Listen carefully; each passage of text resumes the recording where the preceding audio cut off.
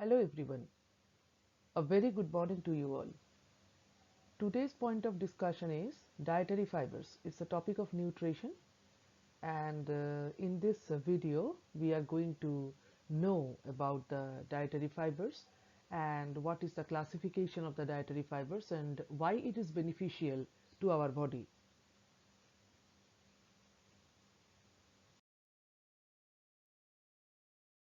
If you are new to my channel, don't forget to subscribe my channel to get the notification of daily uploaded new educational videos.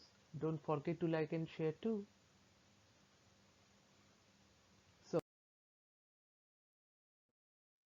what is a dietary fiber? Dietary fiber is also known as roughage. Roughage means which is not utilized by the digestive system. It is primarily derived from the undigested plant food. So as because we are not ruminants, we don't have some extra enzymes which they have in their stomach. So we cannot digest all the plant foods taken by us. So the part of the plant food which is not digested by us is helpful for the production of the bulk of stool, and that is called the roughage, and that roughage is totally made up of the dietary fibers. Now it is defined as plant components. Please remind this term, plant components, not the animal components, that are not broken down by the human digestive enzymes. So human digestive enzymes have a limitation. It can break down almost all the animal components, but not all the plant components. Now, for example, lignin and polysaccharides are not digested by human digestive system and becomes dietary fibers or roughage. They help to form the bulk of the stool.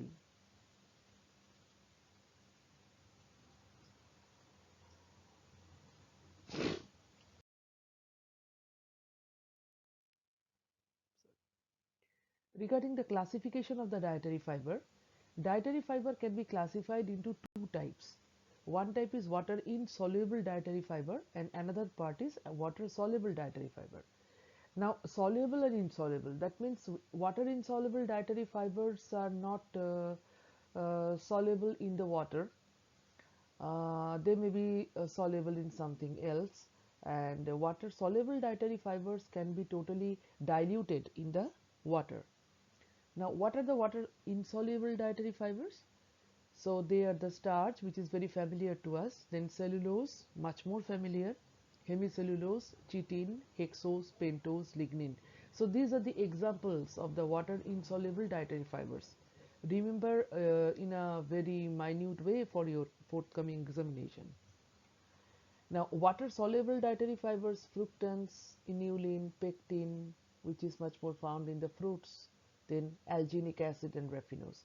So, there are different types of water soluble and insoluble dietary fibers.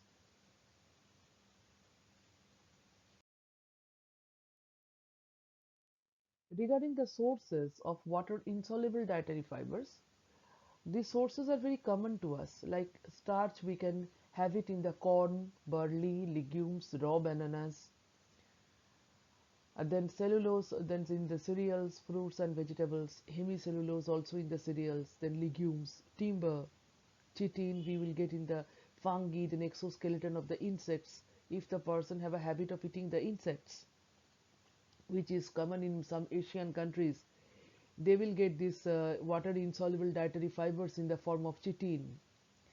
Now lignin, cereals, we eat all cereals, so we will get this from the cereals. Some stone fruits are there which also contain lignin. Pentose, oat, which are now much more in our daily diet. Then rye, it's a type of cereal. Hexoses in the wheat and the barley. So these are the most common sources of the water insoluble dietary fibers. And what are those? Starch, cellulose, semicellulose, chitin, lignin, pentose, and hexoses. Here comes the water. Here comes the water soluble dietary fibers. So these are fructans, inulin, pectin, alginic acid, raffinose. Just we gone through in the classification. Now fructans are found in the starch as storage carbohydrate. Okay. Then inulin, various plants in the form of the storage carbohydrates. Just remember this. pectin in the apples, vegetables, and different type of fruit skin, then alginic acid in the red algae, raffinose in the legumes. So these are the common sources of water soluble dietary fibers.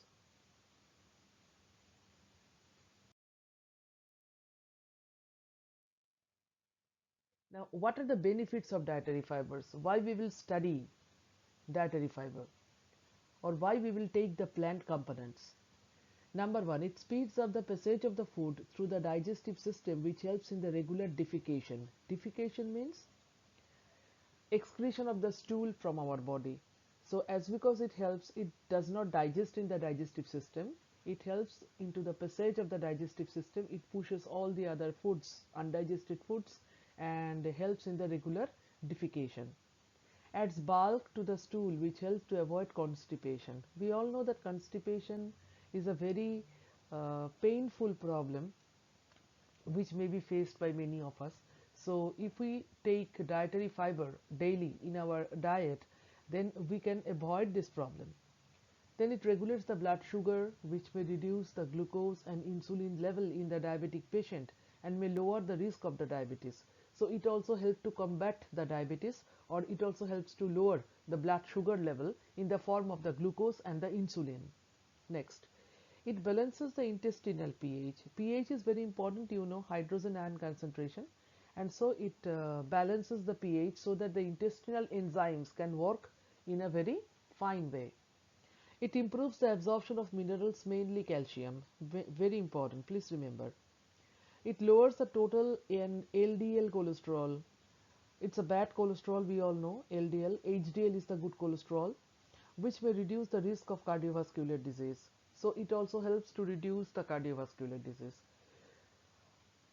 So these are the benefits of the dietary fibers. Please go through in detail.